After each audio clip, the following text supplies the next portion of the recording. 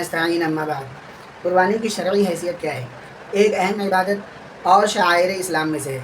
ज़माने जाहिलियत में भी इस इबादत को अहम समझा जाता था, मगर बुतों के नाम पर कुर्बानी करते थे। इसी तरह आज तक भी दूसरे मज़ाहिब में कुर्बानी मजहबी रस्म के तौर पर अदा की जाती है। मुशरिकीन और ईसाई बुतों के नाम पर या मसीह के नाम पर कुर्बानी करते हैं।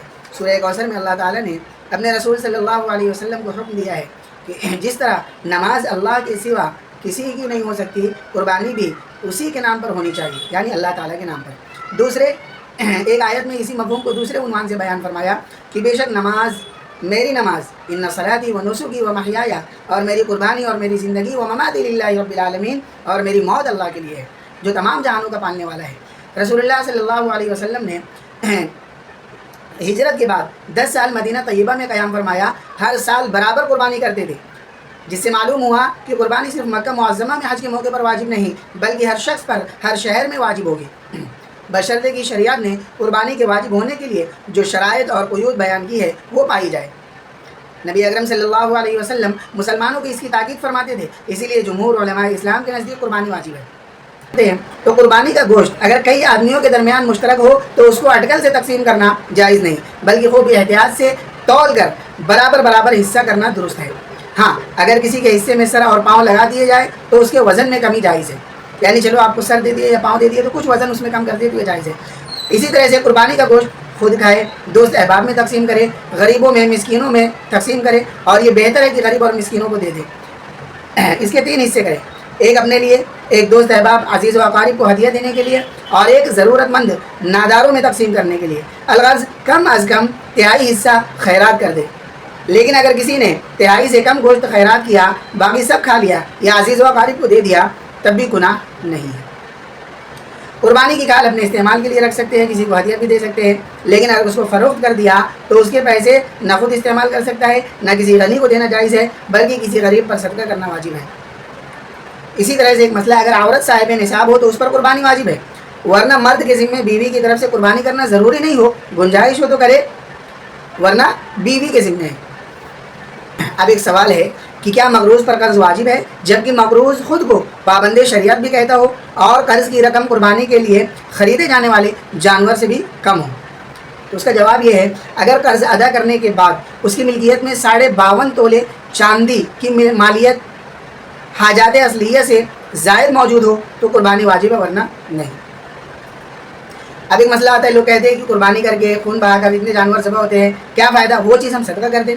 तो उसका जवाब ये है, अगर बावजूद इस्तिताअत ये कुर्बानी ना की तो क्या कफ़ारा देना है? ये एक अलग मसला है। अगर कुर्बानी के दिन गुजर गए, नावाक़फ़ियत या गफलत या किसी उज़्र से कुर्बानी ना कर सका, तो कुर्बानी की कीमत फ़ुक़रा व मसाकीन पर सदका करना वाजिब है। लेकिन कुर्बानी के 3 दिनों में जानवर की कीमत सदका कर देने से ये वाजिब अदा न होगा, बल्कि हमेशा गुनहगार रहेगा, क्योंकि कुर्बानी एक मुस्तकिल इबादत है। जैसे नमाज़ पढ़ने से रोज़ा और रोज़ा रखने से नमाज अदा नहीं होती, ज़कात अदा करने से हज अदा नहीं होता, ऐसे ही सदका खैरात करने से कुर्बानी अदा नहीं होती। रसूलुल्लाह सल्लल्लाहु अलैहि वसल्लम के इरशादात और तामुल और फिर इजमाए सहाबा इस पर शाहिद है कि कोई सदका खैरात कर दे तो उससे कुर्बानी अदा नहीं होती। अब एक मसला है कि किसी के ज़िम्मे पहले भी कुर्बानी साहिब निसाब होते, कुर्बानी वाजिब थी, उसने कुर्बानी नहीं किया, तो उसका जवाब क्या है, वो क्या करें?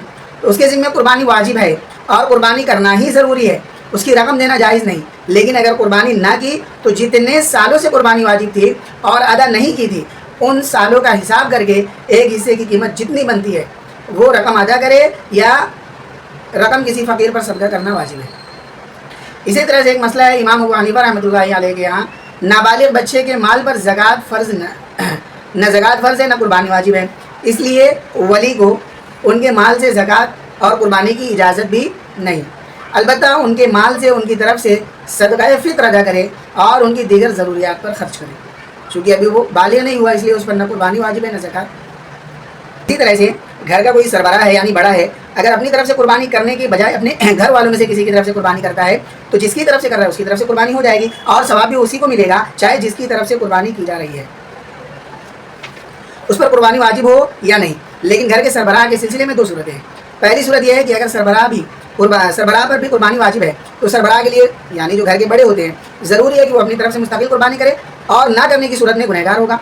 किसी दूसरे की तरफ से कुर्बानी करने से अपना ज़िम्मा साकित नहीं होता। दूसरी सूरत यह है कि सरबराह शरई तौर पर कुर्बानी वाजिब तो नहीं है, सरबराह पर शरई तौर पर कुर्बानी वाजिब तो नहीं है, लेकिन वो किसी दूसरे की तरफ से कुर्बानी करता है, तो इस सूरत में जिसकी तरफ से कुर्बानी की है उसकी तरफ से कुर्बानी सही होगी, और घर के सरबराह चूँकि कुर्बानी वाजिब नहीं थी इसलिए उसको मुस्तकिल कुर्बानी की ज़रूरत नहीं है। इसी तरह से अगर आपके ज़िम्मे कुर्बानी वाजिब है तो अपनी तरफ से करना तो ज़रूरी है ही, बाद में अगर गुंजाइश हो तो मरहूम की तरफ से भी कर दे, और अगर आपके ज़िम्मे कुर्बानी वाजिब नहीं है तो मरहूम की तरफ से कर सकते हैं, अपनी तरफ से ख़्वाह ना भी करे तो भी चलेगा, लेकिन अगर वाजिब है तो पहले अपनी तरफ से करना ज़रूरी है, फिर वसात है, गुंजाइश है तो फिर मरहूम की तरफ से।